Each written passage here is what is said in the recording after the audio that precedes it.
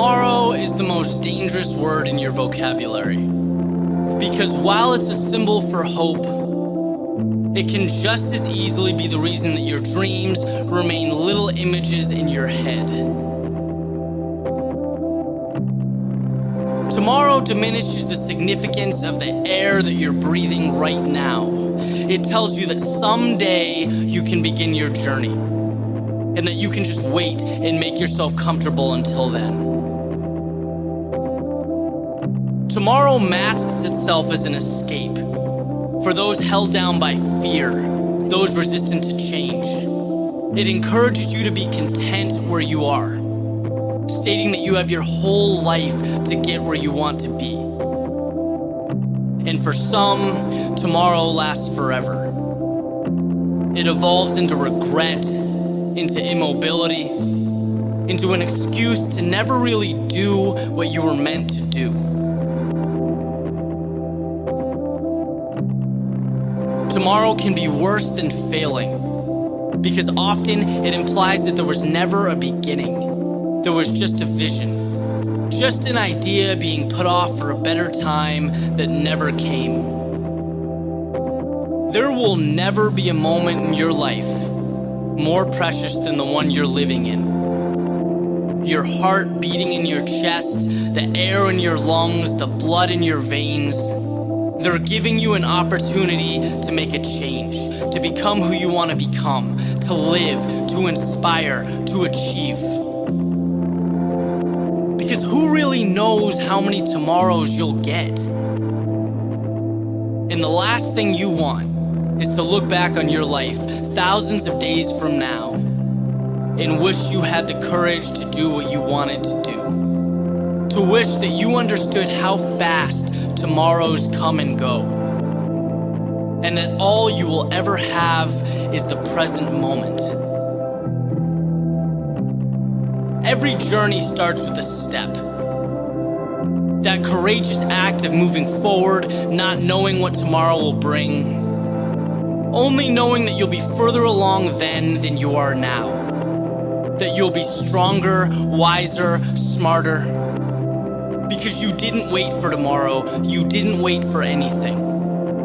And that is the difference between I am and I wish I was. It is the difference between dreaming and truly living.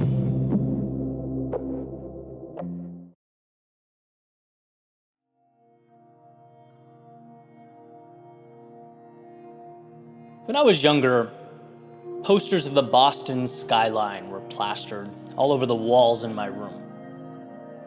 Something about the city, it pulled me in. It was a portal of sorts, encapsulating many of the things I loved, right? My favorite sports teams, where I saw some of my first concerts. It was the place where anything and everything happened. As a young kid, it was representative of what life could be.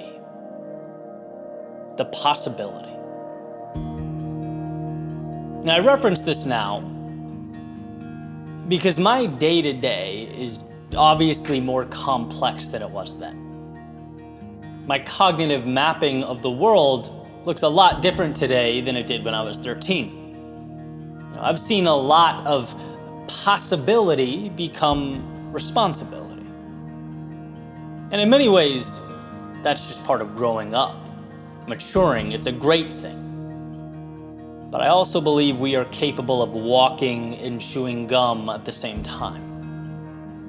I think we're capable of being present and dreaming simultaneously.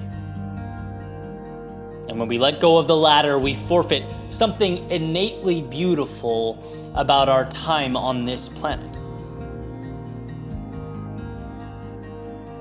This thought was prompted by my looking around the house the other day and realizing there's absolutely nothing on the walls that resembles that world, right? You'd never know it was the same person. There are no rock bands, there's no fast cars or cityscapes. Not now. And the point is not that I need those things or even want them. The point is, without a doubt, their existence symbolized a hope, a sense of excitement. Their presence reinforced that there is something fun and invigorating out there. They reminded me of the world's breadth beyond, my going to school and soccer practice. And I don't want to lose that. I don't want anyone to lose that. See, our imaginations shouldn't be inversely proportional to our age. Taking down the poster shouldn't leave a void that's never filled again. And I guess I wanted to pass that reminder along. Just how much of life is unexplored. Simply because you've drawn parameters around yourself over the years and called it your day-to-day existence doesn't mean that's all there is. And you used to know that, right? When you hung posters and played with your friends, you used to know that. We all did. What makes life incredible is that we are always one decision away from recapturing that magic. We've never gone too far to adjust a situation we aren't happy with. We're never too old to explore that idea that we've had in the back of our minds. We're never too far in to change direction or pick a new path. What you see around you isn't all there is. That's what we need to remind ourselves. In so many ways, reality isn't a set of instructions we have to adhere to. It's something we build. And when you stop dreaming, when you stop growing, you also stop building. When you stop building, you stop living. Maybe I don't hang those pictures on my wall anymore, but now I have the ability to actually physically step out my front door and immerse myself into the upside of life. We all do. If this world does anything, it extends its hand and invites us to step further into it. It asks us to remember that which has been tucked away in our imagination, to bring it to life one step at a time.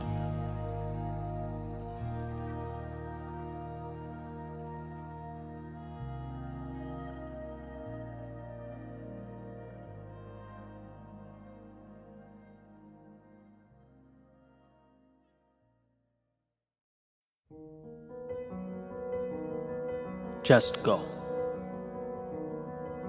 Sure, things will feel strange at first, abstract at first, wrong at first. It's incredibly difficult to separate from the past. It's hard to detach from the deeply rooted biological whispering of, hey, at least you knew what to expect back there. But that whispering has preservation in mind, not happiness. And at some point, we need to stop preserving that which is not ideal, so go. The walls that once existed, they'll crumble. And this will be startling at first, shocking at first, intimidating at first. It's incredibly difficult to watch foundational structures crumble around us, especially when you know you are the one that lit the fuse. It's hard to walk away from the faint murmur stating, hey, this was your home, how dare you leave it? But those words, they have status quo in mind, not growth. And home is an idea you take with you. It's no set of parameters. Just go. The stories you told yourself, the narratives you thought were forever will prove to be nothing more than the end of an underwhelming chapter. This will feel abrupt at first. unfair at first, will leave you deeply unsatisfied at first. It's incredibly difficult to realize that happily ever afters aren't linear, they're cyclical. It's hard to walk away from the voices pleading with you not to turn the page, stating that because their realities will remain the same, so must yours. But those aren't the characters with whom you'll emerge victorious. Some movies must be recast, the setting reimagined, the hero reinvented.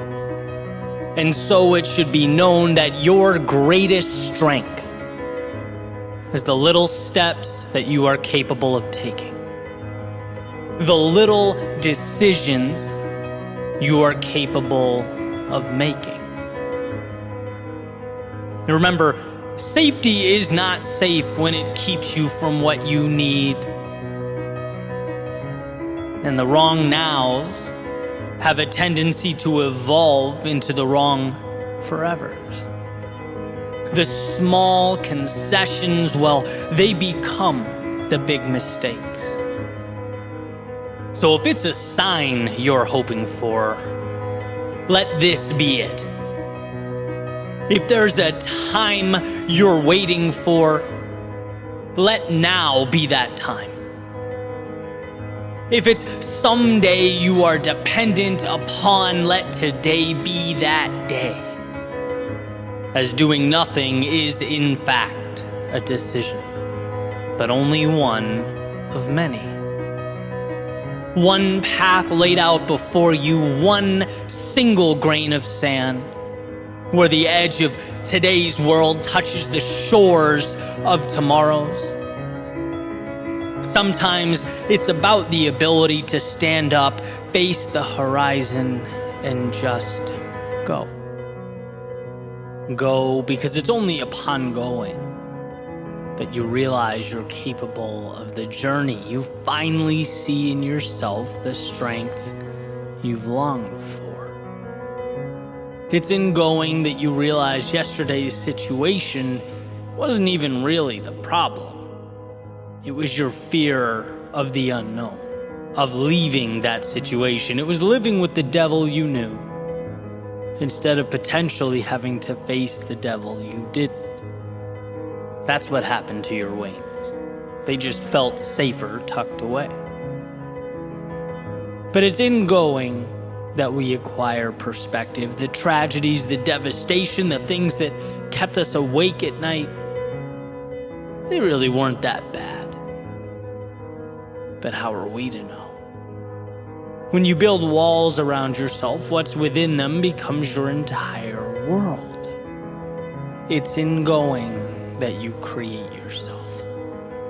And while everything you need is already beating in your chest, the great unknown before you is the water to that seed, the key to that door. What you fear is exactly what you need. And so the beautiful dance through life goes on. Not beautiful because of its elegance, it's rarely that. But beautiful because of its promise, its malleability. Beautiful because we get to move without answers in order to find answers. Beautiful because what we become is directly proportional to what we're willing to endure. And that means that the universe doesn't judge. It doesn't know us by our failures or our mistakes, but by our courage.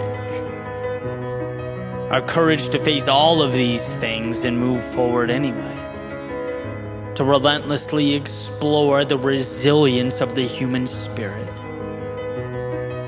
An infinite light in an otherwise finite world, a bridge that is built beneath our feet in real time. And what a weight off of our shoulders to know this. We don't have to get it right. We just have to step out the door trusting that we will pick up enough pieces to put together something meaningful. We just have to go. And then the world, it opens up. Just like that. Leave the old, embrace the new. Simple, you think to yourself. Well, yeah, of course, the best things in life are always simple. Always have been, always will be. We just imagine them to be difficult. We have a knack for making simple decisions into complex matrices of cause and effect, pros and cons, wins and losses. We learn to think for years until we finally come to the brilliant realization that happiness, that meaning, that a life well lived comes when we think less. Ready, fire, aim. There is no perfect path, just an adjusted course, an endless series of change, of learning that falling is just a road sign indicating where we need to go next. You can't plan for that. You can't chart a course that doesn't exist. No, you leave who you were yesterday behind and you set sail. They'll ask you, where do you see yourself in 5 years? And you'll think, who knows? But not here. It couldn't be here. It must be somewhere evolved, where pieces of the world shaped your outlook and became the armor that you now wear. New game, new rules, new expectations, new people, new places. And what really changed? Well, how you view yourself. It's funny how it all works. How things come together when we look over our shoulders. Like it was meant to be. As if this had to be the way things are. No, you could very easily have stayed dreaming, looking out that window, wishing you could leave, hoping for answers that didn't exist. And so the complex now feels as simple as we meant it to. We move forward not knowing but trusting, and we look back with the sense of understanding and a confidence that was built over time. In the game of life, there are people who go and people who stay. People who build and people who don't. And I'm not saying everything will be perfect or everything will immediately snap into place. How could I? But what I am saying is that in moving forward, we pull back the curtain on the opportunity that is available to us. We move from the physical limitations of the bodies we walk around in and towards the infinite power of the mind that powers them. We become who we were always meant to be. How do we know what that is? Well, not until we look over our shoulders, of course. So go. Go make your mistakes. Go learn your lessons. Feel your moments of pain and your moments of bliss. Your times of doubt and your times of certainty. Because in doing so, you will have done the very thing so few people get to do with their limited time on this planet. Truly live. So go. Just go.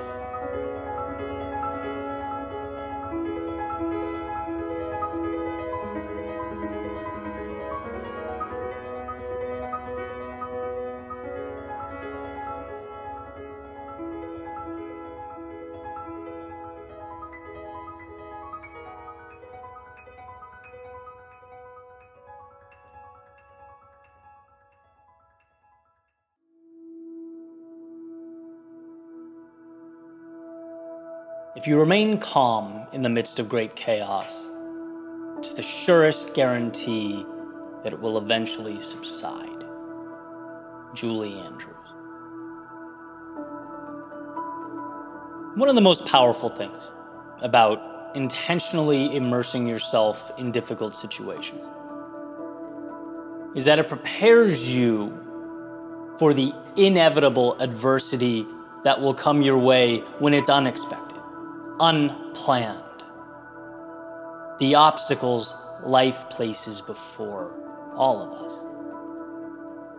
That's why I so often draw a line from physical fitness and athletics to the real world. Doing difficult training, for me, particularly endurance training or interval training, because it creates a level of exhaustion I tend not to encounter anywhere else, right? It's phenomenal practice at separating out what must be done in the moment from how we feel. It uncouples those two things. It's taming chaos in a controlled environment that improves our ability to handle stress out in the world, right? And what keeps pulling me in is when you're in it, going from set to set, 45 minutes straight with no rest, there are these particular moments where your heart rate's elevated, your body is fatigued, you're pushing your physical limits, and under a different set of circumstances, you'd stop. Maybe you'd take a breather because that's what makes sense to do. But this is what's powerful, right? In those moments, you learn to float above all of that. It's excess. It's noise. It doesn't matter, right? You're separating anything that isn't the question, what's next? You don't have to perform any miracles or break any records. No, only find a way to calmly engage in one exercise after the next, one step after another. Your job is to not stop. And again, this is a microcosm of what we deal with out in the world, when the world is chaotic and stressful. When our minds are worried about what's in front of us because we aren't sure how much longer we can sustain what's happening in the present moment. That's when we get worked up and frantic, sometimes erratic in our decision making. But this reminds you, you can be stronger than your environment, your circumstances. You can say no to the chaos that's attempting to pull you in. As Viktor Frankl has spoken, you may not have control over your circumstances, but you always have control over your attitude. What does this mean? Well, it is the incentive, the green light to step forward. You don't need to think about how you wish you felt. You don't need to think about how you might feel 10 minutes from now. No, the goal is breathe and consider simply what must be done. This idea, it translates beautifully when something goes wrong at work, when a relationship becomes fractured, when you feel slighted by life. The temptation is to let it all consume you. But if you're able to breathe in, to compose yourself and focus only on what needs to happen next, there is nothing that can hold you back. When you don't relinquish your control to outside circumstances, you have everything you need to effectively navigate through them. Nothing matters. Nothing but your ability to carry out the task at hand, to conquer that adversity that is emotion in the midst of difficulty. Right? Simplicity, as the saying goes, is the ultimate sophistication, and it doesn't get simpler than this. Breathe, execute, and you will find your way home.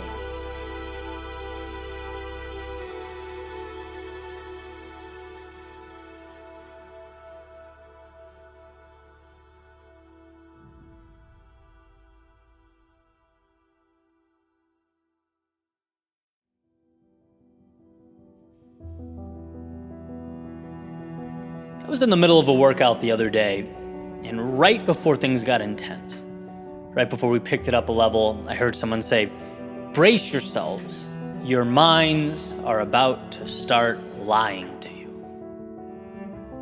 Now, note, the message was not, "Brace yourselves, you're about to lose focus."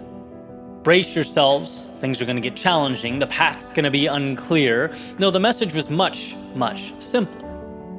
That we would be told lies, objectively.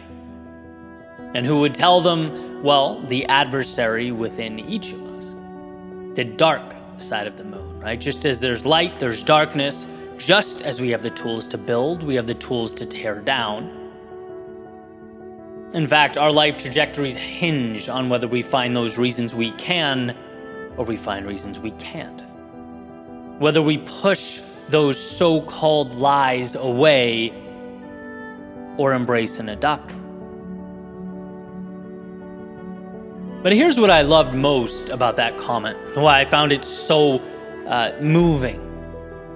I'm someone who's fascinated by the power of mindset. Obviously, I read about it, I experiment with it, I talk about it almost every day. But I guess in my head, I'd compartmentalized it as something slightly more subjective, right? We'll call it negative self-talk, as an obstacle, as chaos we have to learn to navigate. And while that's not wrong, there's something about the simplicity of you can do this, and any thought in your head that says otherwise is a lie that's freeing.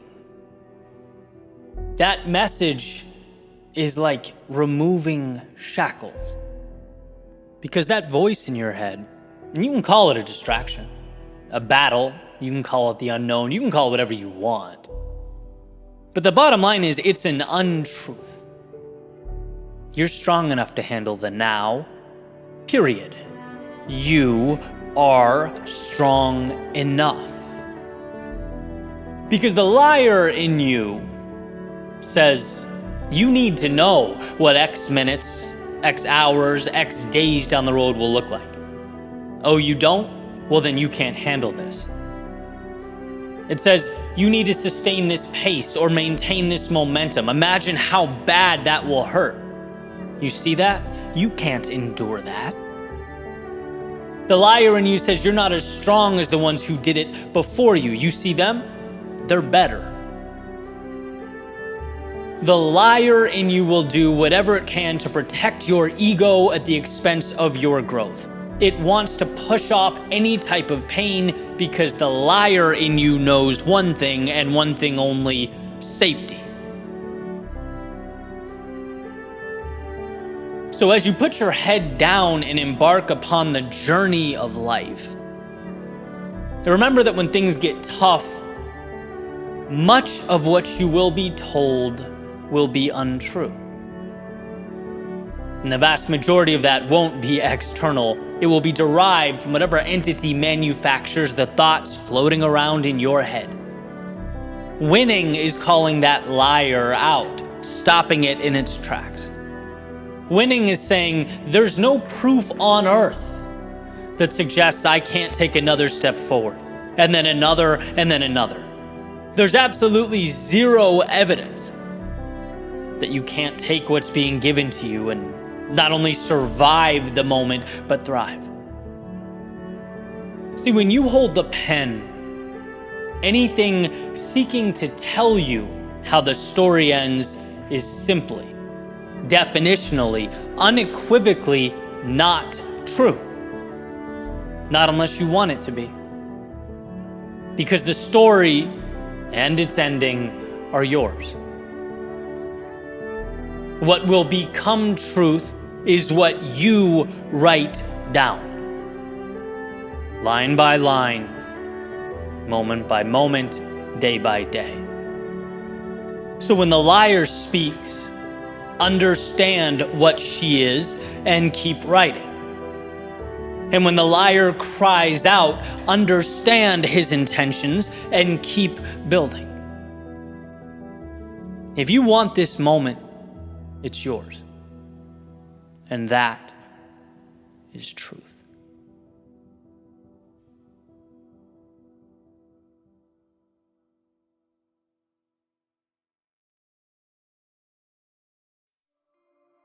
How much did you care? What do you mean? I didn't understand the question at first. In that room, how much did you care what they thought of you? Like, if 0 is not at all, and 10 is you cared a lot, how much did you care?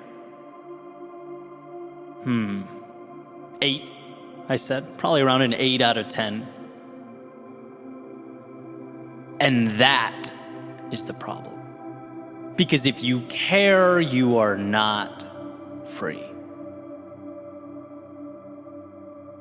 I've been working my whole life to obtain that word in its truest sense, freedom. And I made progress. The world around us is tough to change, but most things worth changing are tough. I've uprooted and walked away from people that brought me down plenty of times. I've walked away from places that just weren't me. I've committed to carving out a path that I deem meaningful in my life. See, but you can always turn your back and walk away from people, from places, from situations. Here's a little caveat no one seems to tell you about, though. You have to take yourself with you. There's no destination to which you can arrive without your thoughts. There's no place you can show up without your narratives or your view of the world. And the more I navigate this floating rock we're on, the more I'm convinced that weather is determined by the onlooker, not the atmosphere. Some people simply choose to see sun. Some people choose rain. Our forecasts are internal.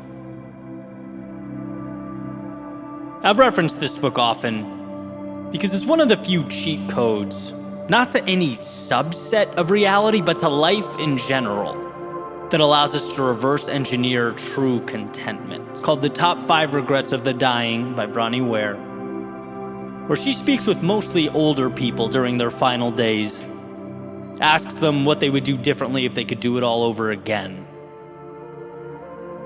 Regret number 1, and we can actually stop right there, is I wish I'd had the courage to live a life true to myself, not the one others expected of me. Meaning, the number 1 thing people wish they did differently was care less.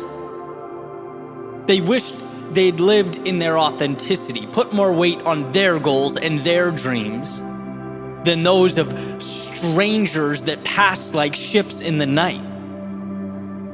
Every time we repress who we are, our future selves shed a tear.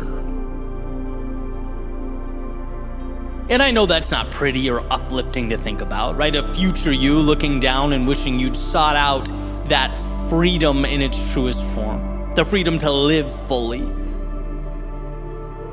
But look, sometimes carving meaning out of life just isn't pretty. Sometimes what's necessary is not pretty. See, everything's relative.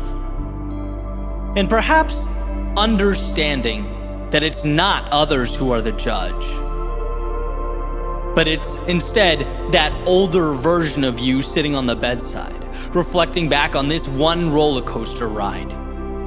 Maybe that's who we're living for. That's the well from which our courage should be drawn. We are guests, passing through a miracle, with minds that falsely and irresponsibly whisper we have all the time in the world, trying to convince us that the trip lasts forever. But it doesn't. Your life is a raindrop in a thunderstorm. It will be over as fast as it arrived, and how you choose to live it will be everything. See, there will always, in some capacity, exist that voice asking you to dial it down. There will, from time to time, be sweaty palms and shaking knees. You know, those human things. But when you find yourself standing on the edge of that door, looking out at a world that you know calls your name, let your voice be louder than all of it. Let the beating of your heart be stronger than your fear. And if you can't do it for you, then please do it for that version of you years from now, looking out the window, smiling about how you almost said no. You almost boxed yourself in. You almost let what matters pass you by. But instead, you captured life like a child chasing down a firefly, that in a world of constraint, you allowed yourself to be free.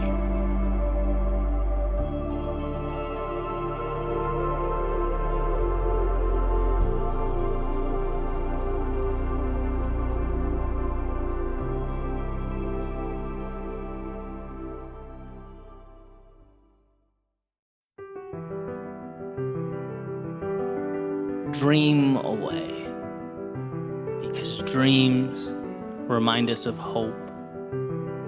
Hope that becomes courage. Courage that manifests itself in little steps forward. Steps that over time create a new world that looks a lot different than the one you once knew. So dream away. Dream away, because we have all been blessed with the ability to take nothings and make them somethings. We've all been given the power to take blank spaces and make them landscapes, to see with our eyes worlds that aren't yet there. And what a shame it would be to repress that gift, to label it fiction, to keep it next to our books and our movies. How much a tragedy to allow it to be merely a temporary escape, instead of the permanent beginning it was meant to be. So dream away. Let it lead you, because dreams, they'll either become the stories we tell or the regrets we hide away. A personal evolution or untapped potential. The reason we jump out of bed in the morning, or the reason we keep our eyes closed, clinging to the last few seconds of joy before we confine ourselves to the self-made prisons we built, the invisible walls that separate what we see from the possibility a short trip away. But look around you, one might say. This is reality, and this looks a lot different than the dreams that bounce around in my head. If dreaming was some magic formula, I'd be there already. Well, magic isn't quite my claim. No, dreams are not magic. I think their composition is so simple, so practical, so obtainable that magic, it isn't needed here. In fact, thinking dreams require some larger-than-life magic might just be the problem.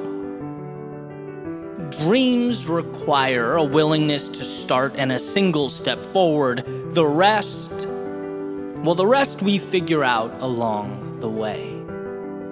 Every little decision to carry on through the haze of that great unknown. That's where we discover life's possibility. And if that's magic, then my friend, we are all magicians. Okay, he might inquire further, but is any of it guaranteed?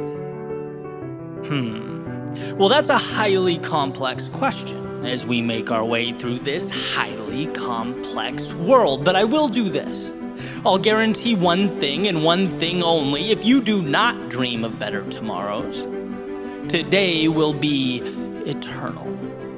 Things will stay exactly as they are now. See, your dream is the North Star that guides the path. The target calling the arrows, it's the lighthouse that brings the ship home from sea. And without a foundation to build upon, you'll have nothing to stand on. So instead of talking about guarantees, let's talk about lost opportunity cost. Let's talk about what happens if you don't go. if you don't explore, if you don't build, what will you miss? See, most people, they only understand what has already been created. Let's not be most people. Why stay in the lines when there's nothing else to discover? Why black and white when color changes the dynamic entirely? The greatest enemy of possibility, of potential, is one's need for certainty. It's the person who talks about something more, but knows something more will remain an afterthought. Because as beautiful as it sounds, it's not guaranteed. And because they cannot guarantee something better, they will guarantee the status quo. But I'm asking you to see the flaws in that line of thinking. I'm asking you to understand that our very biology cries out for safety. That we have to fight our urge to settle. Our desire to take the monster we know over the one we don't, because it's the monsters we don't know that put meaning into life. It's the journey that elevates the destination. And while it might feel like what you want in the short term, that long term, it sings a different tune. To get where you need to go, you have to move into the headwind that is the comfort of now. Find within yourself the courage to simply crack the door, to just let a little bit of light in and see how it forces its way into every corner of your soul. Once you feel that satisfaction of progress, you'll be consumed, pulled in, as though the only thing larger than fear of failure is the rush of becoming who you were meant to be. I once heard something that changed the way I looked at the world. Something simple, the idea that we don't climb the mountain for the view. We climb mountains because of who we become on the journey up. The view is merely representative of that journey. The dream isn't in and of itself the goal. It's an invitation to immerse yourself in all that is beautiful, meaningful, worthwhile, jaw-dropping, eye-opening, and powerful. It is what cracks that door and lets the light in. So dream away. Because that dream, it's no threat to your safety. It's what will ultimately save you. So dream away. Dream away so that you capture that sunrise you were given. Dream away so that you are pulled to that which makes life worth living. Dream away so that you never lose that child inside. So that you don't leave the adventure on the table and keep your ideal existence on the shelf. Dream away so that you see the abundance that surrounds us, the hope within us, and the future that calls us for yourself, the people in your life, and the ones who eventually will be. Dream away. The other day, I was sitting in Miami traffic, looking out the window, and it dawned on me. How interesting that human beings haven't solved for this. Like, this is a major annoyance in a lot of people's lives. Now, we put human beings on a rocket ship. We've navigated them beyond the Earth's atmosphere. We've landed them on the moon, but still are unable to effectively get around between 4 and 7 p.m. on weekdays. It's just kind of interesting to realize. Now, there are very practical reasons for this, sure. Not to mention people studying and invested in the problem. And I think most noteworthy, I'm not even saying one is more valuable than another. This is merely a thought experiment. We get the results where we place our attention. We valued going to the moon. Because of this, humans walked on the literal moon.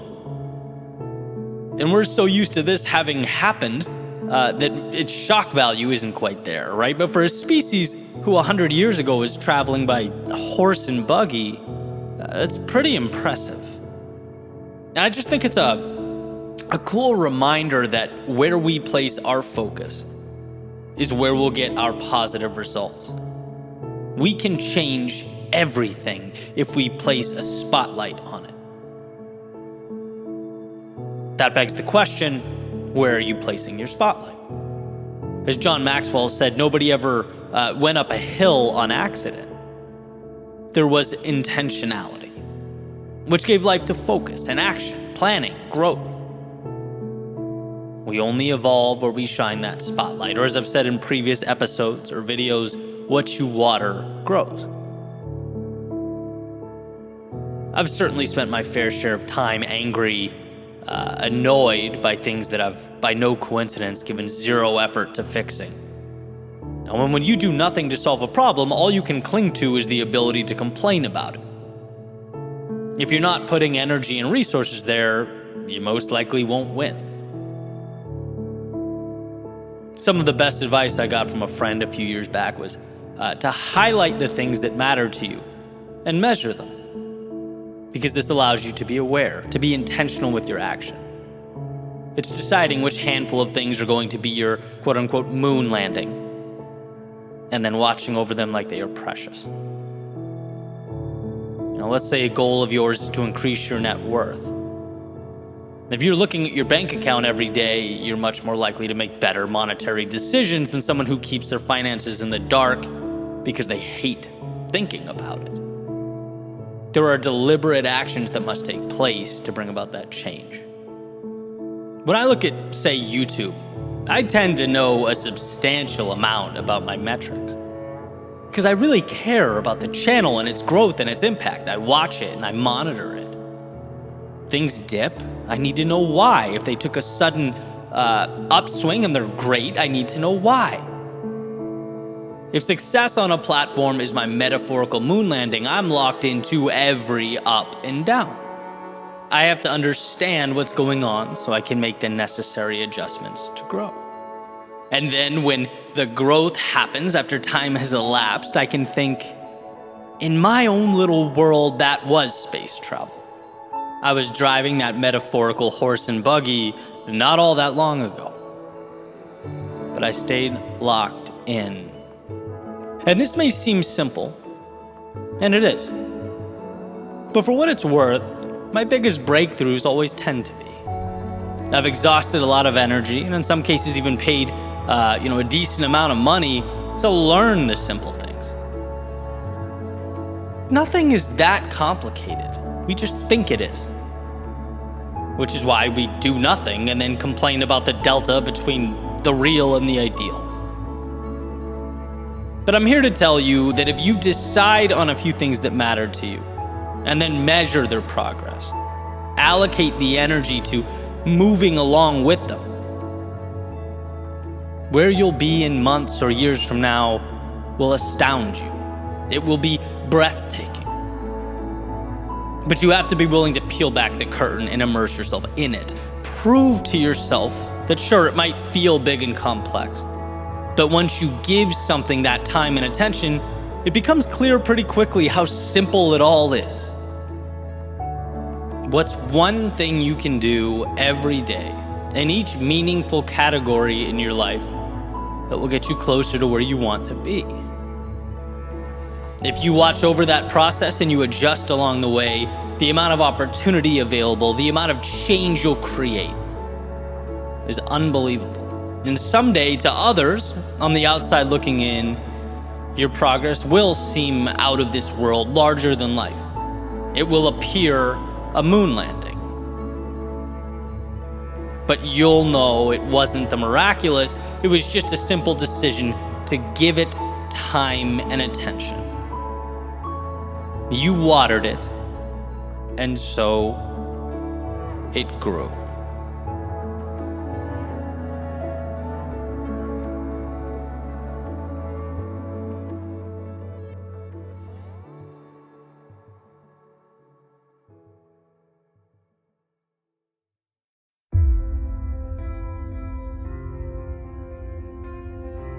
Every once in a while, for a brief moment in time, we need to pause.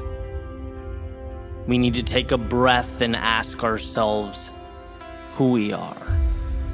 Of course, not in the literal sense, not the reflection staring back in the mirror, but in the context of the road you've already traveled, how far you've come. Because it's easy to become consumed with what's ahead, especially when you can start to feel that finish line. You can see the top of the mountain.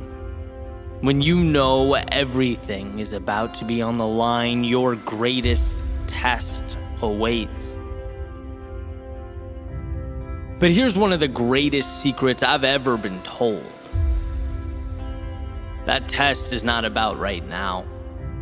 It's not even about the future.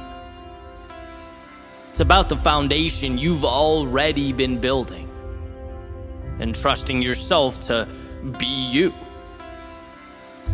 It's all those times you could have said no, but you didn't.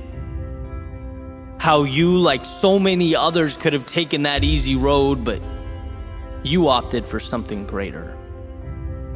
No, my friend, this obstacle before you is not where you prove or make or create yourself. It's where you simply verify who you already are. Cash in on a prize that's been years in the making. It's where you validate the price you've been paying for as long as you can remember. And what you need to take with you, what you need to understand right now more than any other time, is that you aren't here to simply survive or navigate foreign territory. No, you were made for this moment. There's a saying that pain is temporary, but quitting is forever.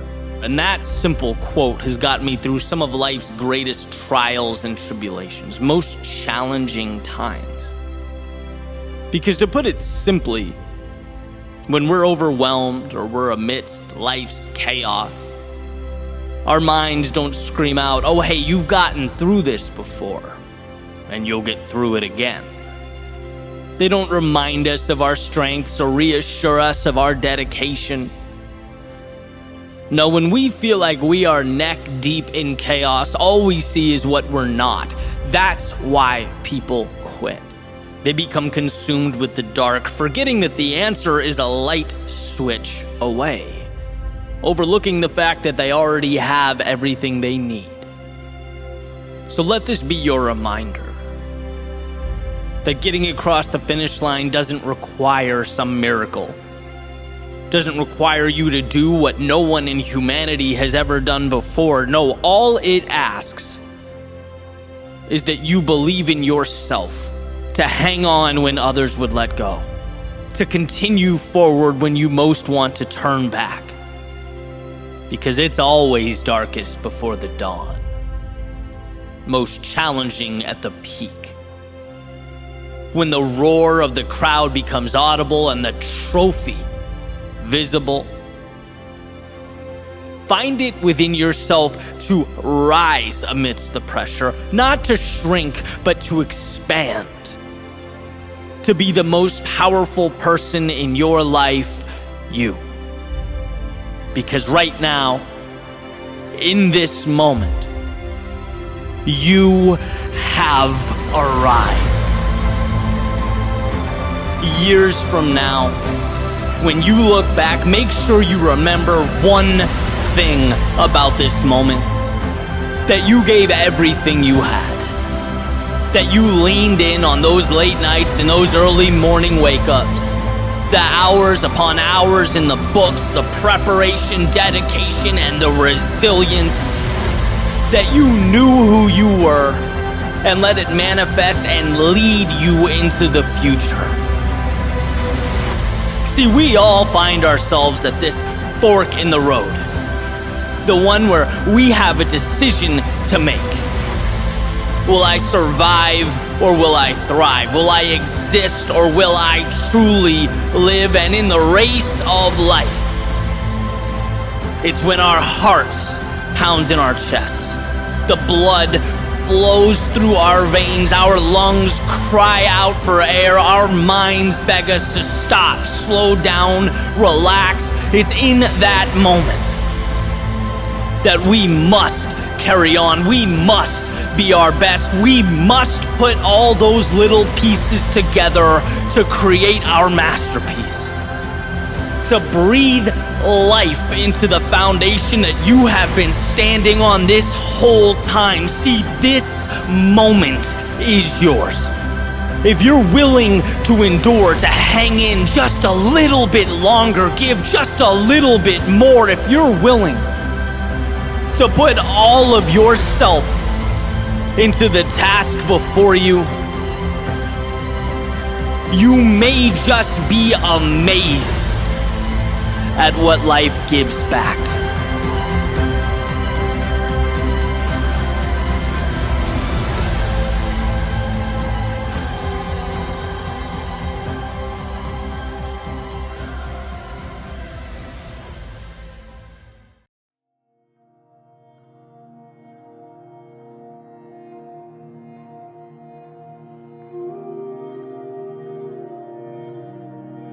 That thing that gives you butterflies,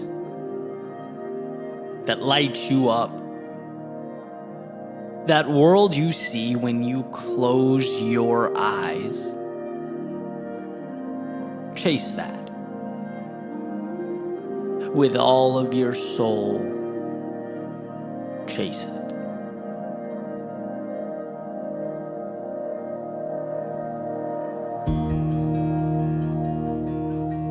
It's easy to brush off life's potential.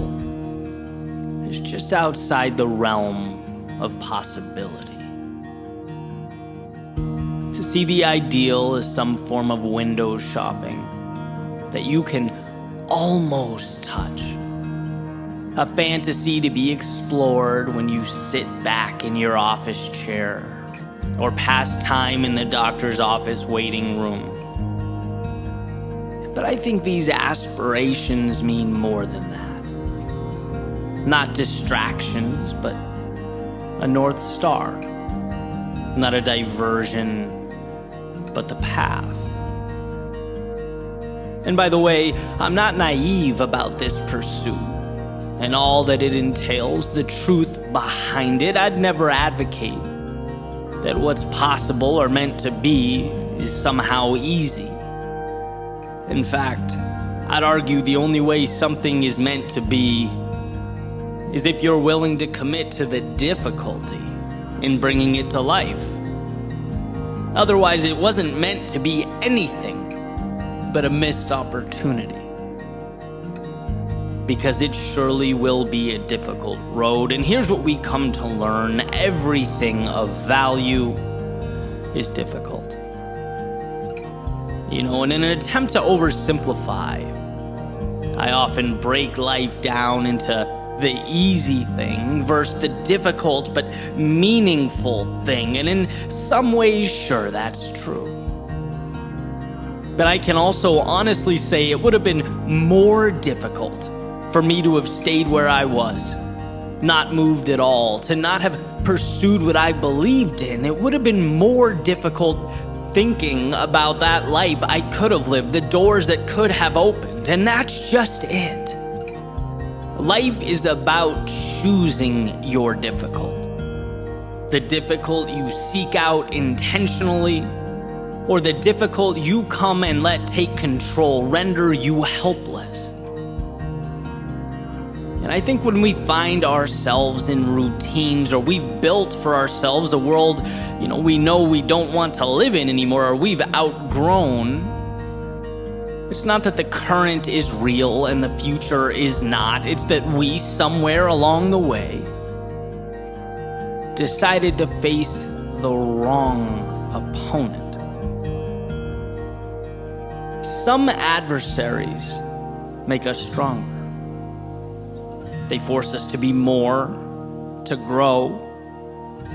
Other adversaries or opponents, they sit back and they let us defeat ourselves, and that's what we don't want. See, when the world knocks you down, you get to rise again. Wiser, tougher, stronger. But when you keep yourself down, well, there's nothing to be gained from that. Those two opponents, they are not the same. I reference my speaking career because for me, it's where that transformation is most evident. It's where it all began. My opponent was very much me. Avoiding opportunities, hiding from failure. I didn't give life a chance to knock me down. And so it didn't. How could it? I'd already placed myself in chains. And because of that, guess what? I stayed the same. I couldn't evolve. My ideal future was an idea that would briefly entertain me from time to time and move right on. It wasn't until I found the courage to switch my opponents. From myself to the world, I let life humble me. I gave talks where I was nervous and had cold feet. Keynotes where my delivery was mediocre at best, where I barely got by. But with these battles came metaphorical riches, came that trust that had to be manufactured, that confidence that had to be earned. When I got out of my own way, I was able to let the trials and tribulations of life create a new foundation for me to stand on, to redefine reality. And the good news is that anyone can do that. Anyone can ask that question. Is something external in my way right now that I need to figure out, that I need to solve? Or am I in my own way? Am I not even giving myself a shot? Have I settled for right now as truth? When right now is just the less ideal difficult. When I was little, playing action figures with my buddy up the street, we used to think it was cool to see around corners, to see through walls, to know what was coming before it arrived, right? For action figures, absolutely. In superhero movies, why not? But in the journey through life, you don't need to see around corners. In fact, it's counterproductive because it is the interaction with the unknown that matters. It's adjusting amidst life's uncertainty that comes to make you who you are, transforms you and your reality. As far as I'm concerned, the only way to lose is to remain behind that corner, peering out every now and then, hoping to get some kind of advantage or shortcut. Willing to let life pass you by while you wait for the stars to align, thinking that that vision of an ideal life will stroll along the sidewalk, see you and reach out a hand. That wait will be a long one, unproductive and difficult, more difficult than trusting yourself to face whatever lurks around that corner.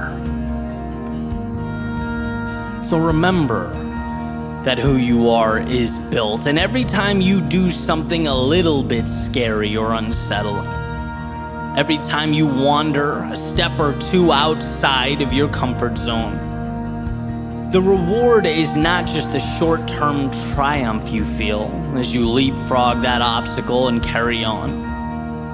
No, you are investing in a new you, a new reality. You're investing in something changing before your very eyes, putting a little marble in a jar that is your potential, and you can't see it, not now. No one's going to announce it to you. You might not even realize or understand until you look back years down the road. But those little acts of courage, they matter more than you know. They're not trivial, and they are certainly not insignificant. When that movie plays in your head, and you think to yourself, I wish, or if only, and the delta between that image and the reality on the ground disappoints you, gives you a little knot in your stomach or dissatisfaction that floats around in your thoughts, remember that that feeling is transferable. That difficult can be exchanged for one that actually changes things.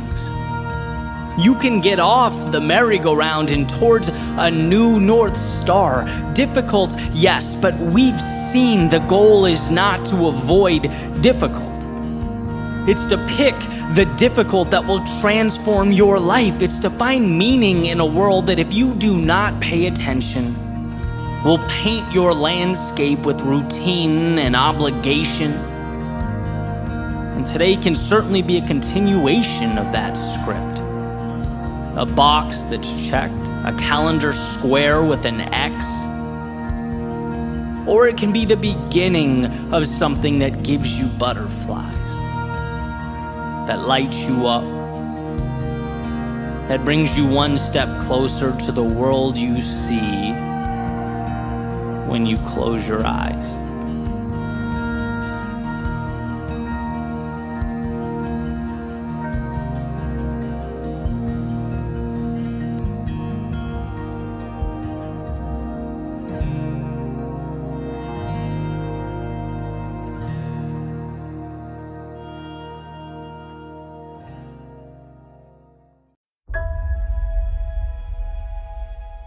Hope. That bridge that connects the present to a more ideal world. The idea that no obstacle is too big to overcome, no situation too dire to emerge victorious, and that you are never confined to how things are. FDR has said, we have always held to hope. The belief, the conviction that there is a better life, a better world beyond the horizon. Why does this matter? Well, to put it simply, before one can leave the situation they are in, they have to believe there is another path worth taking. It's not always seeing, but trusting. It's a tale of two components. One, the belief that something better is out there. And two, the belief that you are strong enough to bridge that gap to create that world. So let's start with number one. There was a study done by Kurt Richter in the 1950s, and he used rats. And it was kind of a gruesome experiment, but definitely worth talking about because the takeaway is incredible. Right? And I kind of cherry-picked the relevant parts of the experiment. Basically, he wanted to delve into the role that hope plays in our lives. And what he would do is he would drop rats into a jar of water and observe. See how long they would swim before they drown. And for the most part, these rats would swim for a minute or two and then ultimately give up. Right? There was this innate feeling of hopelessness. But then he made a change, and when they were close to drowning, he'd reach in, he'd pick them up, he'd hold them for a little while. And then he'd place them back in the water, and the results between the two groups were night and day. The rats saw in the second group that it wasn't over. Right? And when they were placed back in the water, they had a reason to continue swimming, and they did. Some of them did for hours. The only difference being that they had hope. They saw there was more. And I don't think that's too different from us. The situation may be different, but the rules generally apply, right? So much of conceding or giving up in life, accepting an existence that falls short of our ideals, it's when we don't believe in something more. We stop swimming. We don't give ourselves a chance, right? So instead of creating bridges to walk on, we make walls that lock us in. Hope is knowing all pain, all discomfort is temporary. And the second component is belief in yourself. Belief in yourself to traverse that space between current and the ideal. It's self-empowerment. You can be the difference maker in your life and others. And it's funny, the other day after reading about the Richter experiment, I was sitting in a friend's house with my laptop, kind of trying to figure out what to make of it, right? Because the idea of hope I knew was powerful, and then I wanted to share that story. I wanted to write something that would highlight its value, but it seemed kind of unfinished or simply part of an explanation. I'm sitting there thinking about it, and I hear this loud bang over and over again, and I get up and I run to the back of the house, right, to make sure everything's fine, see what's going on. And my friend's standing there with goggles on, this grin on his face and a sledgehammer, and a huge hole in the wall in front of him. And I'm like, dude, what are you doing? You just knocked your wall down. He goes, yeah, I wanted to make another closet. His family's growing, he needs more space, and he just took it upon himself to make that happen. And I just looked at him and walked back out, started walking to the living room, and it hit me. This is a component of hope. Seeing what's not there and doing something about it, right? If the swimming experiment is step one, this has to be step two, in real time. Step one, believing, seeing something more. Step two, taking action to change it now. Buying into the fact that you have the power to change your own world. And it's funny because any house or room I've ever lived in, my thoughts always, you look around and this is it, right? This is the situation. This is what's being given to me. How do I make the most of it? How do I play within these parameters? Not, okay, this is fine, but it could be better, by smashing down the wall in the back over there, creating something new. And, obviously the message here isn't about home maintenance. Right? This is about taking a sledgehammer to the places in your life in which you are not content, so that you can build in its place something that matters. You look around to your left, to your right, and you're unhappy. That's not the end of the story. That's the beginning of the story. That's where the wheels hit the road. In other words, it's looking at life with the lens, with the freedom of knowing things don't have to be what they are. They don't have to stay the same until the universe changes them. No, they can be what you make them. And what life teaches us again and again is that walls can be stepped over. No's can become yeses. Impossibles can become commonplace. But first, there must be hope. There must be an understanding that your world is a 10,000-foot view of all the little stories you tell yourself and the narratives you believe. See, every day when you wake up and take your first steps, breathe your first breaths, know that nothing simply is. No, it is simply chosen and can be remade. That's what makes life such a beautiful thing. It's flexibility. It's promise to provide what has been relentlessly sought out. So remember, it's when you can't find your answer, when the odds look grim, when the rest of the world tells you no, that you most need hope. Hope, the power, the strength to look within yourself and remember that one life can change and two, you can change it. Armed with this understanding, nothing is impossible. When others fail to see the answer, the light in themselves, in the situation, you become the reminder that light is internally manufactured. We aren't given answers so that we may believe them. We are given the opportunity to believe, and thus we create that ending we hope to pursue. And without this, life is nothing more than a permanent status quo. It's holding our hands to the sky and receiving what life chooses to provide. But that's not why you're here. It's not why you woke up today. Not to accept, but to create. To find hope in the tragedy and the hardship, and to find within yourself the strength to move forward with whatever you decide comes next.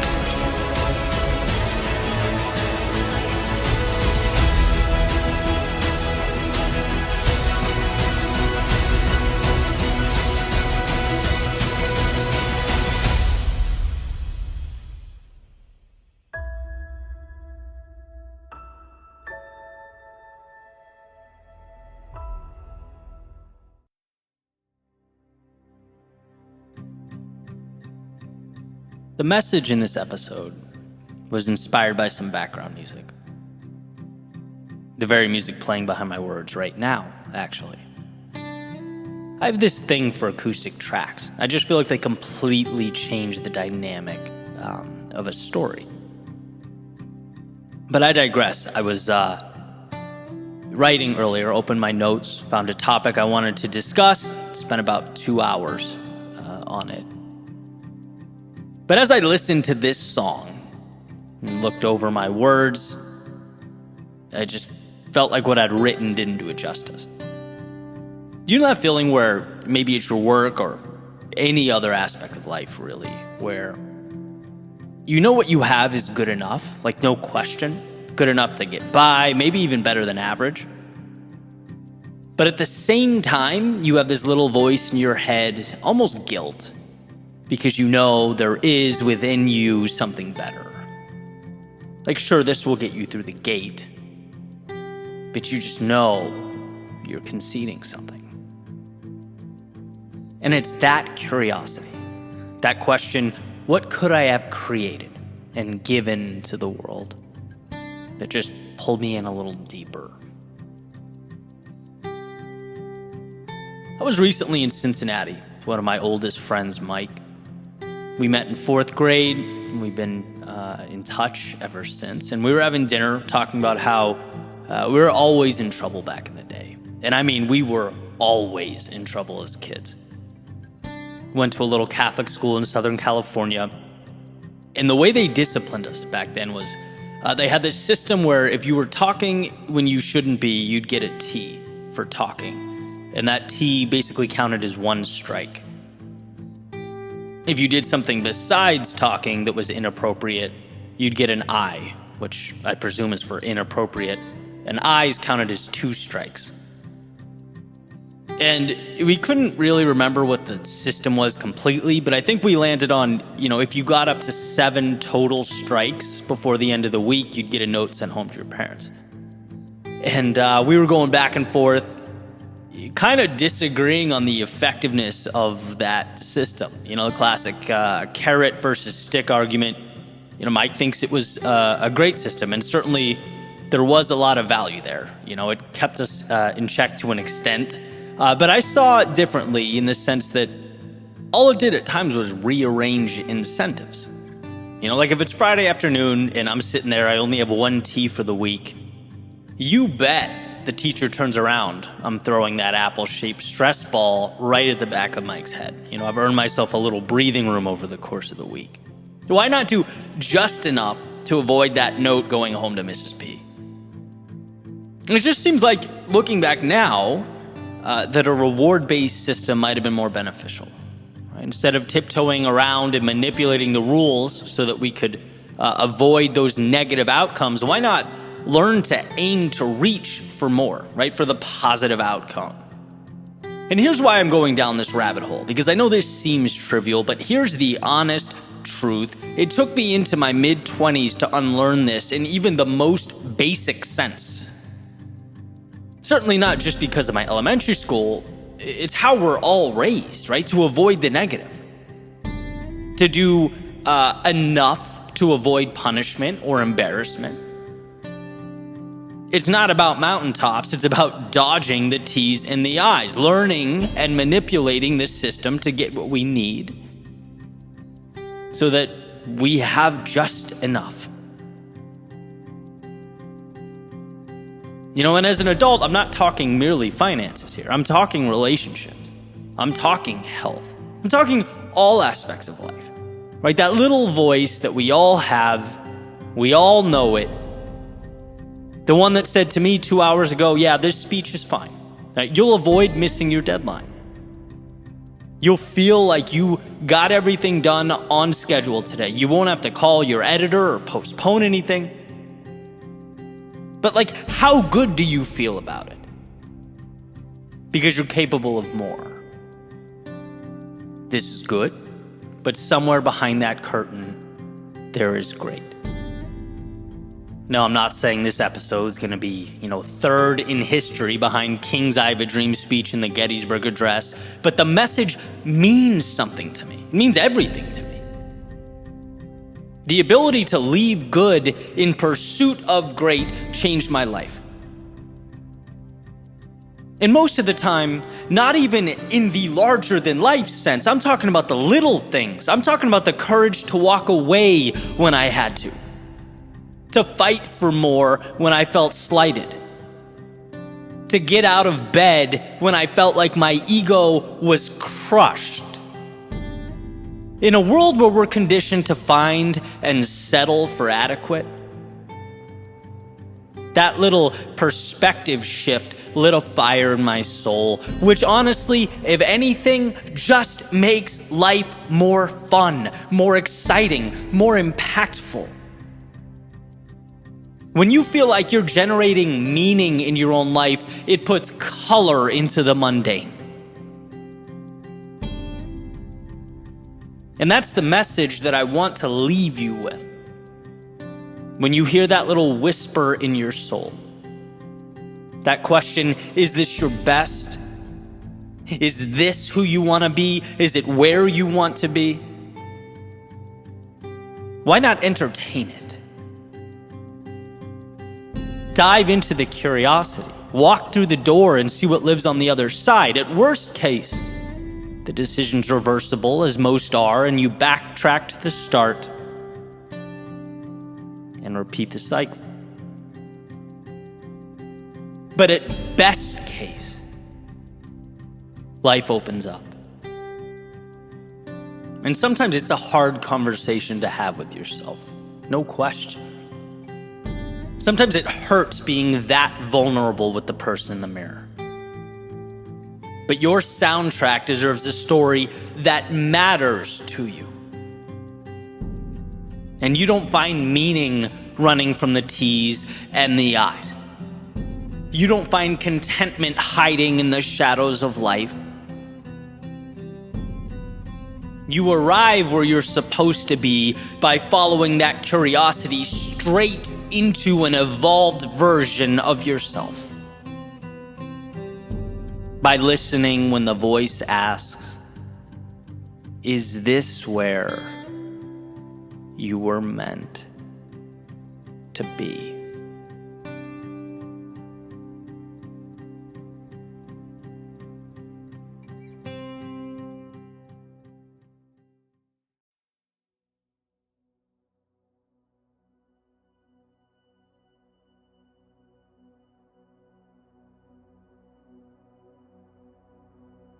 The other day I woke up with a plan. 3 things I had to do. So I wrote them on my whiteboard. They were essentially my objectives for the day. But it ended up being one of those days where things didn't unfold the way I anticipated. And for a variety of reasons, curveball after curveball, with some sloppy decision-making sprinkled in there. Eventually, morning became afternoon, afternoon became evening. I found myself exhausted and looking up at a whiteboard that was showing me I had accomplished none of the things listed. And I hate that feeling. Having clear objectives and not meeting them, right? And so after dinner, I got a phone call and I found myself talking about how I fell short. Getting it all off my chest, letting it all out there. And I got that reassurance that I wanted without even realizing that I wanted it, right? The voice said back to me, Eddie, this happens. It's not a big deal in the grand scheme of things. No one's perfect. You put a lot of pressure on yourself. Tomorrow's a new day, right? That type of thing. And it's like, okay, exhale, time for bed. And the next morning, I was outside relaxing, doing some thinking, and came to this point. And you'll see how these dots connect here in a second. But essentially, I see life as a staircase, right? Where we thrust ourselves out into discomfort, into chaos. And then amidst the storm, we're forced to grow. We step into shoes we were once unable to fill. And what was once bigger than us is now normal. It's every day. It's ordinary. Because we fought for it. We pushed ourselves through. That's evolution. But now, guess what? That old ceiling has become the floor. It's time to evolve. It's time for that next step in the staircase. Time to thrust ourselves back into the chaos of life so that we can again tame something bigger than us. Take the next intimidating thing and make it commonplace. And as I sat there outside thinking, I found myself to be at that next step, ready to leap out again into the tumultuous winds of life. But this time it felt different. There's an intersection, and I talk about it often, of doing what adds value to the world and doing what makes you content personally. Okay, I think where those two things meet is peak living. That's where the magic happens.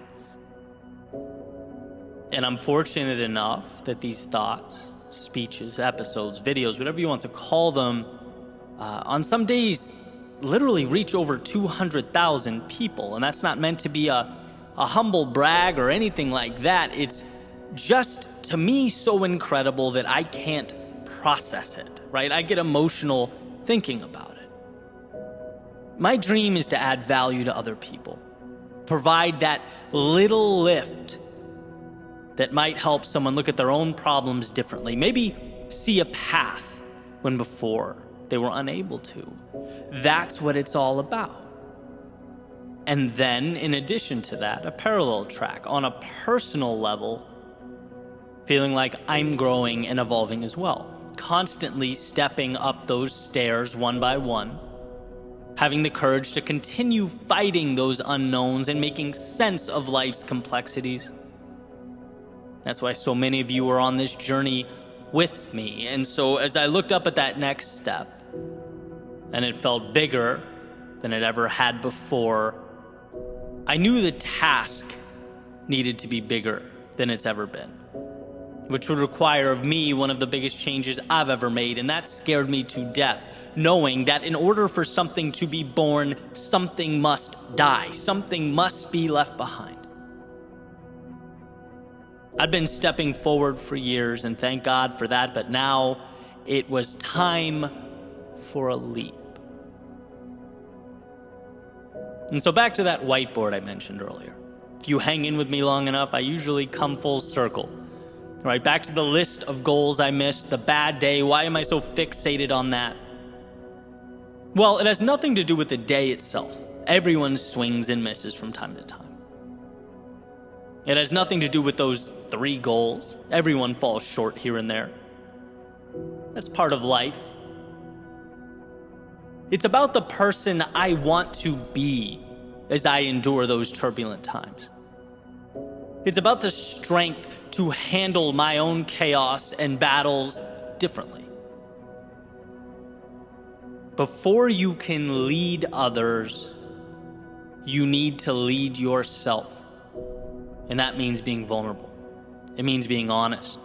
It means looking in the mirror and asking yourself the tough questions. It means being stronger than I've ever been.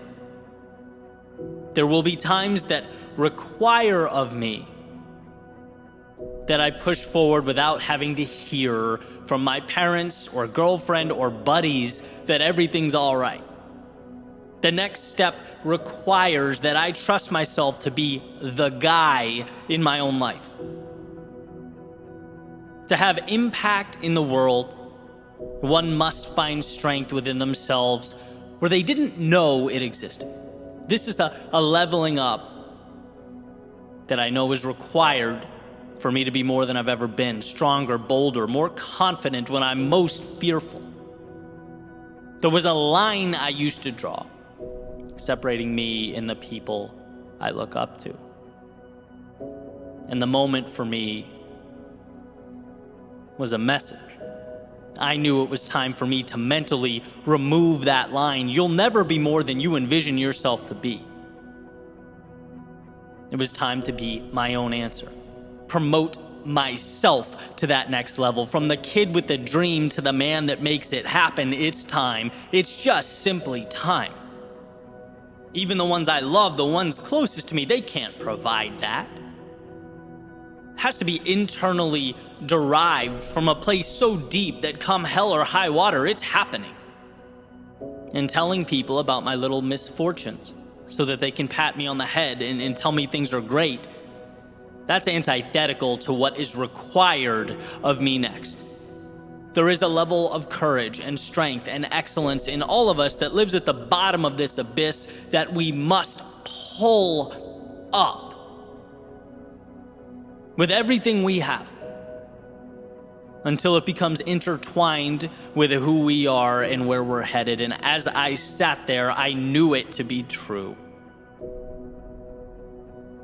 I couldn't help but feel that change was about to happen, and it would stem directly from how I see myself. It would be the product of who I knew myself to be. And so now, most importantly, I present this question to you. Are you at that next step? Are you looking at a chasm that must be crossed, where all your little decisions, all the courage and discipline and strength that you utilized to get here, that has positioned you for this moment, is it telling you something is next? Is it time to dig deeper and be more than you have ever in your life been? And my example, by the way, was not about holding in our problems or dismissing those around us. Asking for help when we need help is courage. The small circle we surround ourselves with is a direct reflection of who we are. No, for me, it was about being the type of person who trusts myself to weather those storms. About moving with greater conviction. Graduating from going to be to is currently. That whiteboard, that phone call was the turning point and nothing more. And my example may fit your life like a glove. You may think, wow, that's exactly the lens I need right now. But maybe it's not. Maybe your situation is a little different. Maybe the road you're on is newer, less traveled. Maybe it's the courage to take that first step, to play the student perfect. Because whatever it is, as you look up at that next step, what matters is that you know in your heart and soul that you have what it takes to become that person. It's not bigger than you, it is you. Someone once told me that the world will not believe it until you do. So believe. Believe it like your dreams depend on it, because as it turns out, they do. As it turns out, everything about your future is make-believe until you breathe life into it. Look around you at your current reality. Remember that it is a product of what you've allowed, and that at any time you can up the ante, climb the step, reach a new level. You have it within yourself to do that. Just give yourself permission to be that person. And it will be scary. It's going to hurt at times. But let's be that vulnerable. Let's show the world what we can create when we move into it as though it's ours. As though destiny isn't assigned, but written, one beautiful act of courage at a time.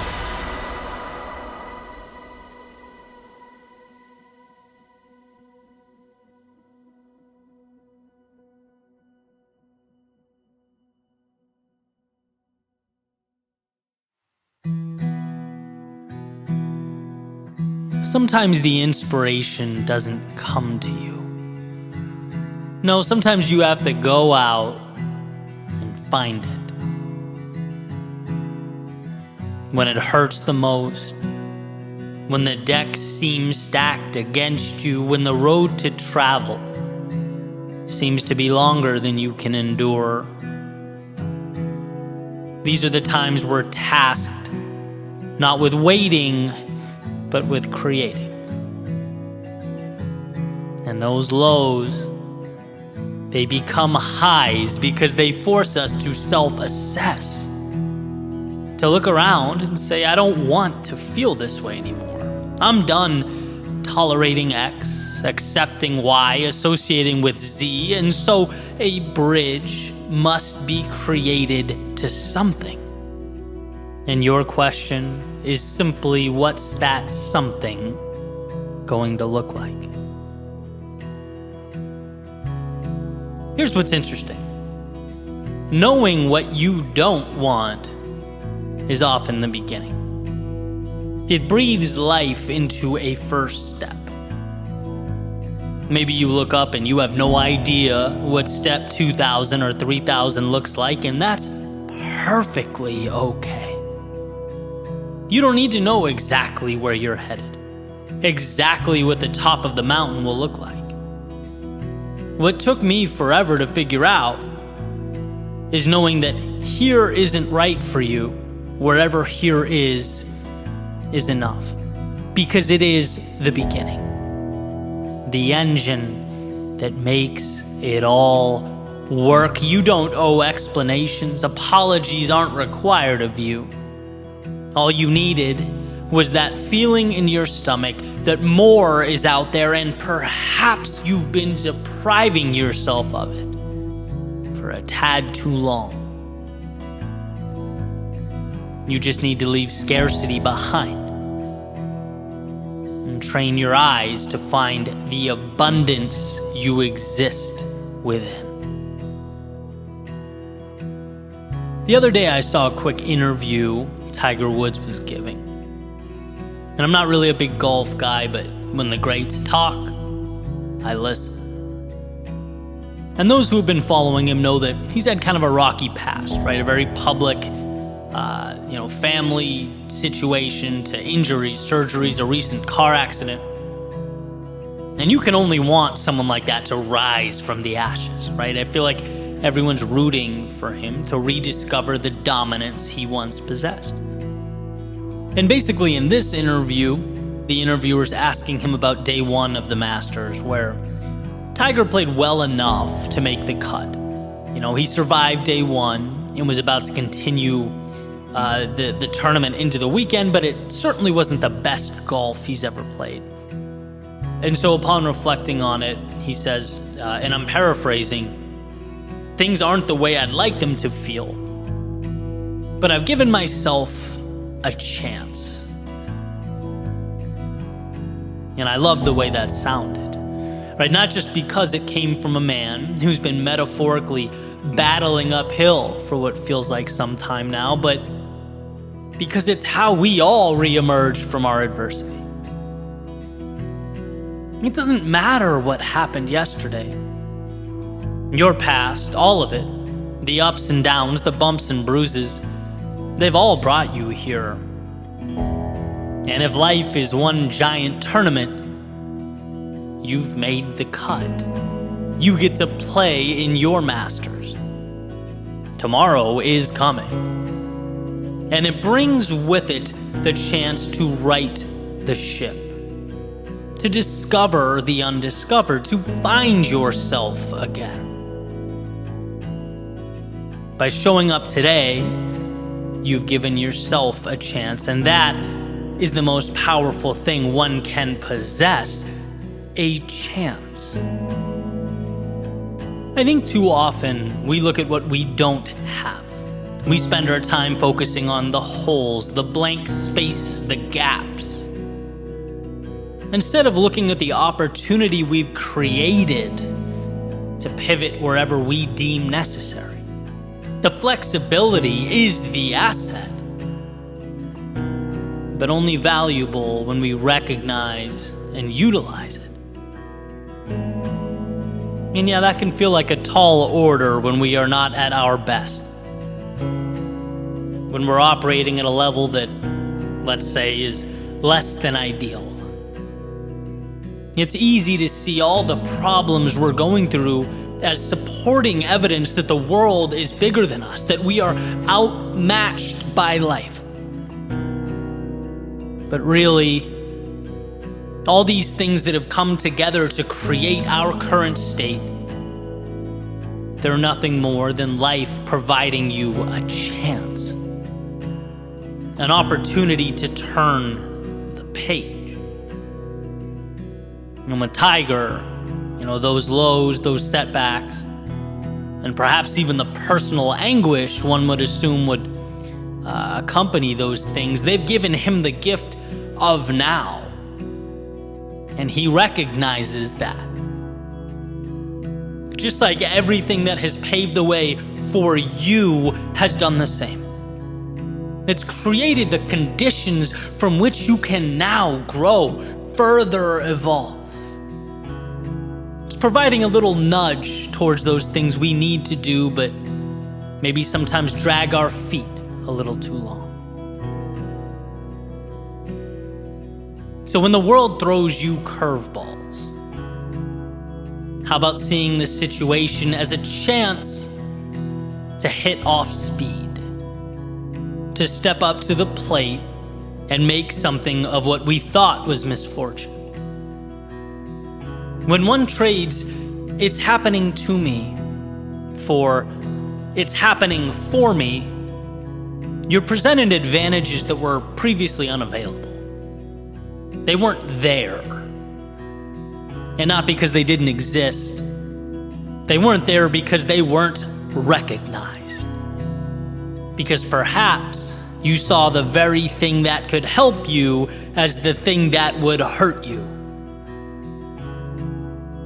But regardless, here you are, sharpened by the mistakes you made and shaped by the lessons you learned.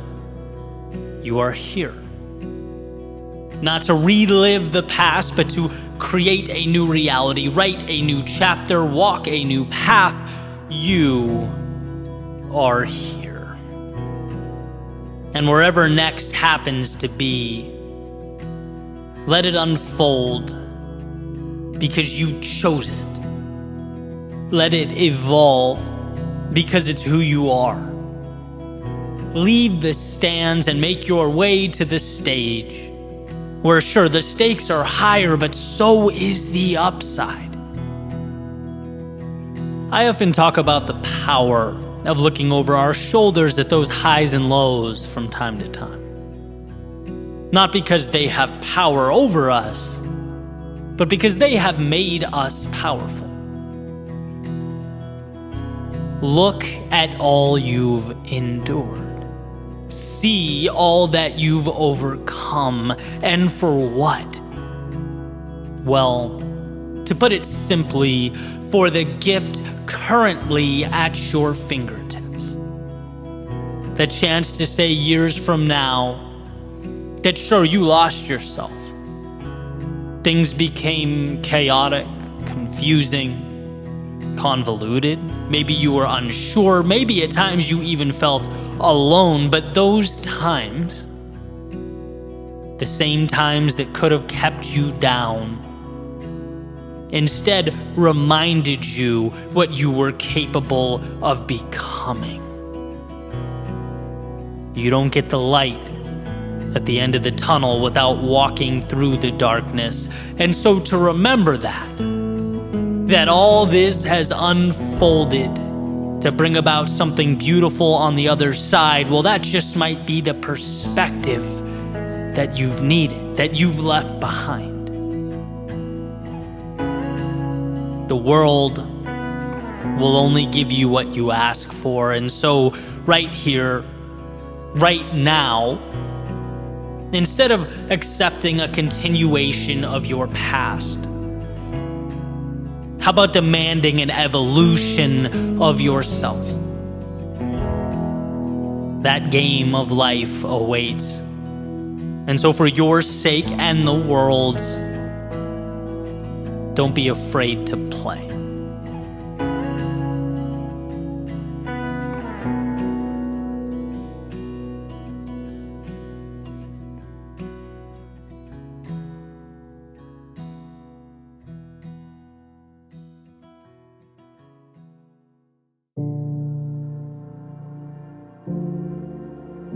Goodbyes are tiny beginnings.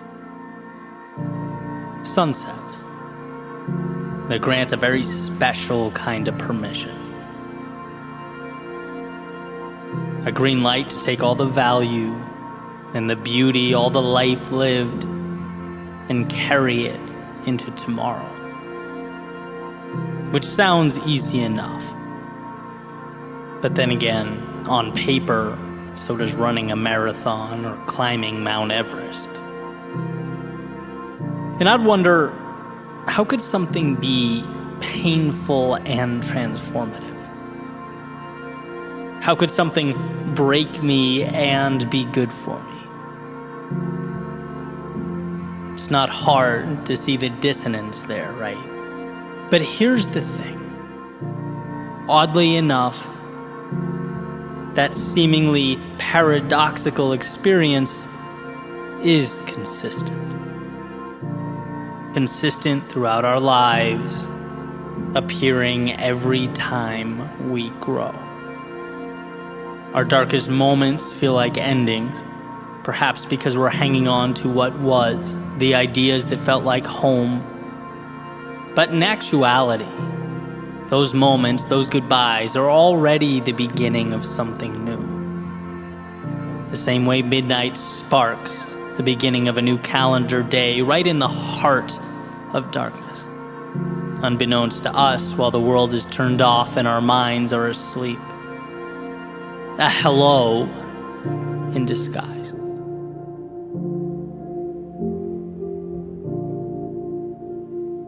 When we said goodbye, my heart immediately declared war on my mind. Why? Because her not being there didn't make sense. Because when you care about something, you fight for that thing. Because goodbyes, well, they signify change, and I liked this chapter. But my brain fired right back.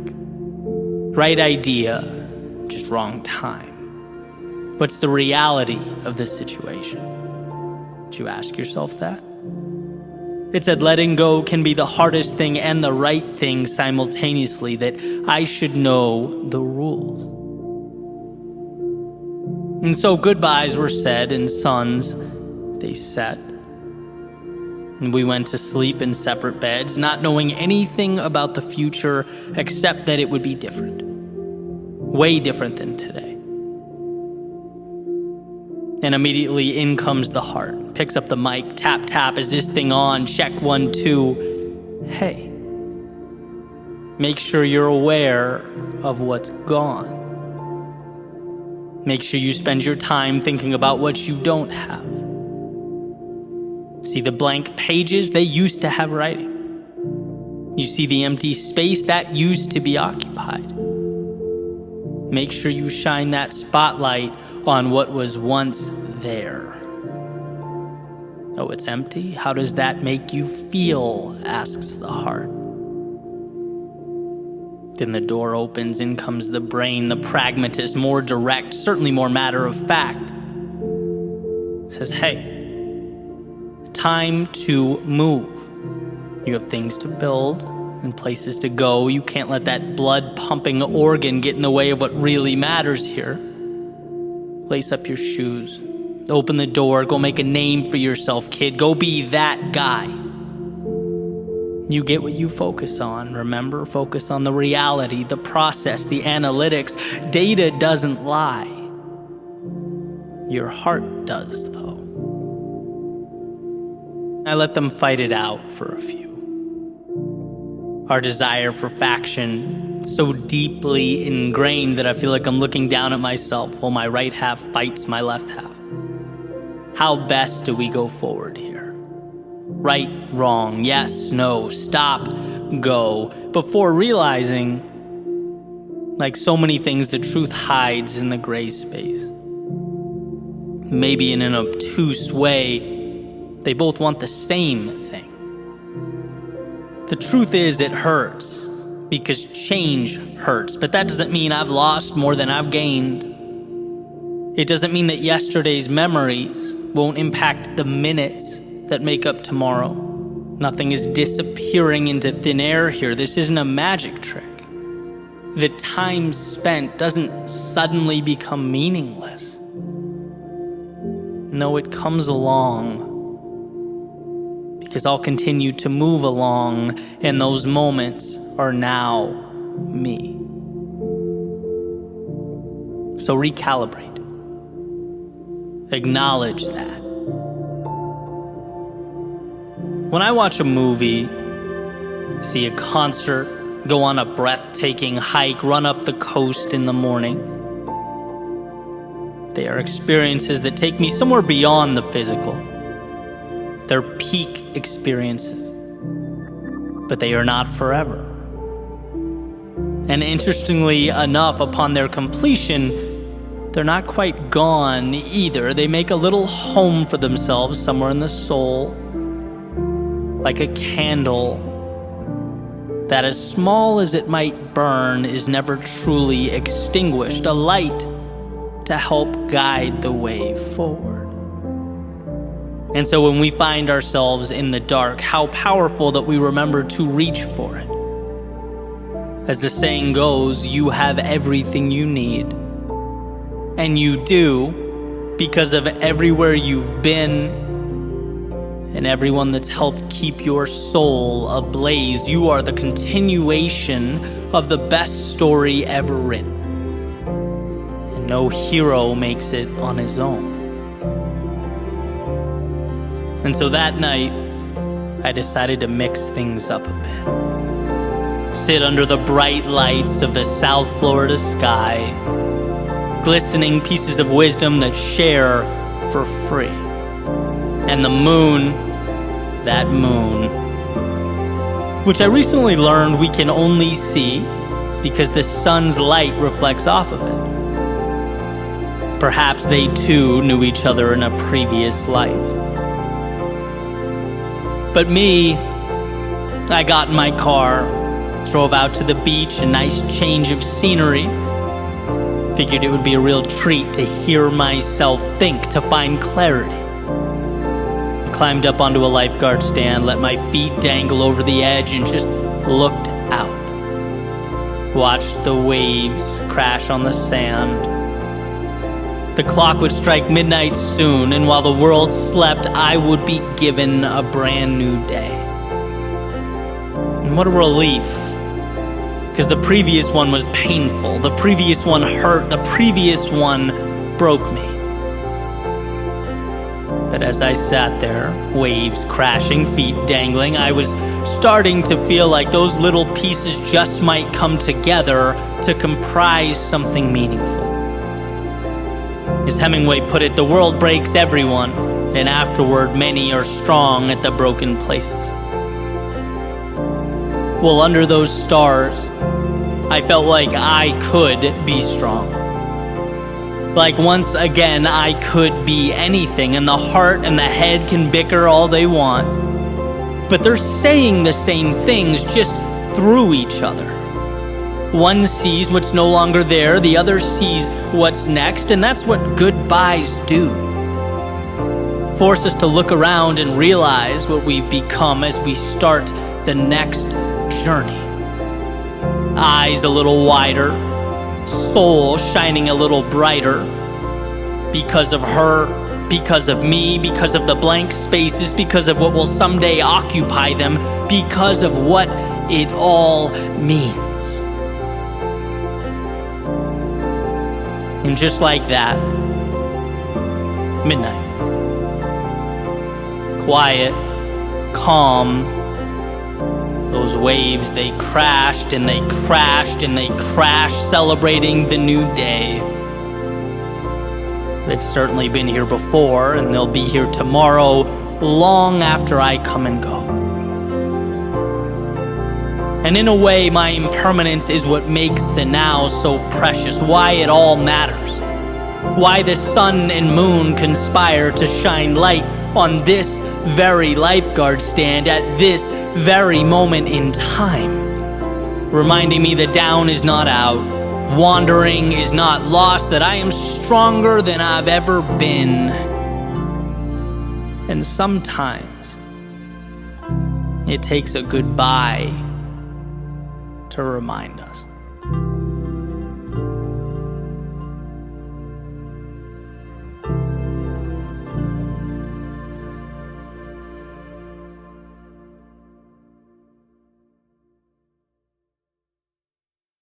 I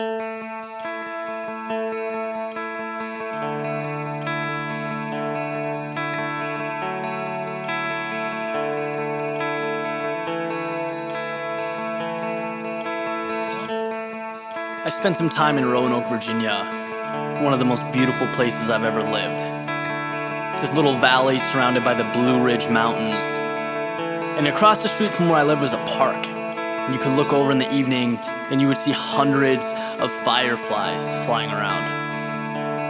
And I always thought it was such a cool thing, bring me back to when I was young, when I was a kid, and it was such a thrill in running around trying to chase those things. And seeing this day in and day out led me to think, 24, 25 years later, about all the things that have changed in my life.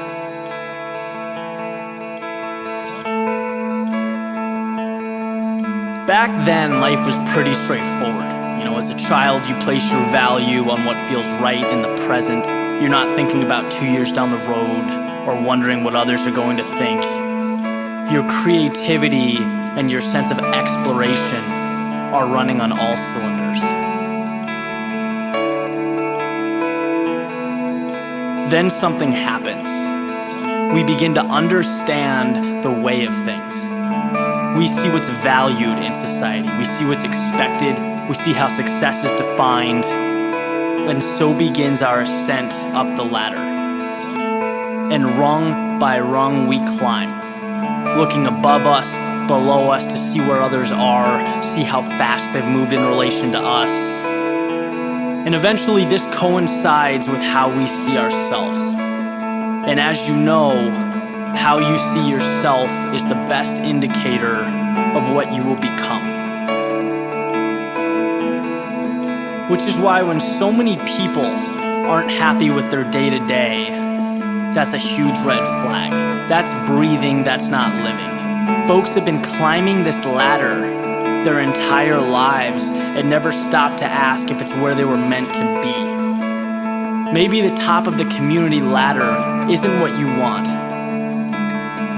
but you never thought, you only acted. And if you don't think, if you don't ask yourself the question, you will climb and you will climb and you will climb until you burn out. I try and spend a few minutes every day thinking about this. It's the most important thing I can spend time on. It's my life. It's more important than green paper. It means more than the opinions of others. It's the backbone of everything. Everything around me and the meaning I give it stems from how I identify myself, who I am. Which brings me back to those fireflies, to running around on a hot summer evening, not having a care in the world. There is something intrinsically perfect about those moments. Life is about peak experiences, joy, excitement, so that you never lose that spark, because it's all that separates us from every other being on the planet. If we don't have that, what do we have? What separates us from ants moving dirt? Monotonous action based on instinct. There's just no thrill in that. Why not create a life that allows you to feel that excitement every day? Don't act because you're supposed to. Act because you so desperately want to that there's no other option. Because you couldn't live without the adventure. You couldn't pass on the experience. Here's a secret. If you become fixated on a life that means nothing to you, at some point, you will probably get to the top. And from there, you will have a beautiful view of everything you missed out on. So maybe there is something to the whole chasing firefly routine. Maybe a 4-year-old running after a glowing bug with a jar deserves more credit than he's given.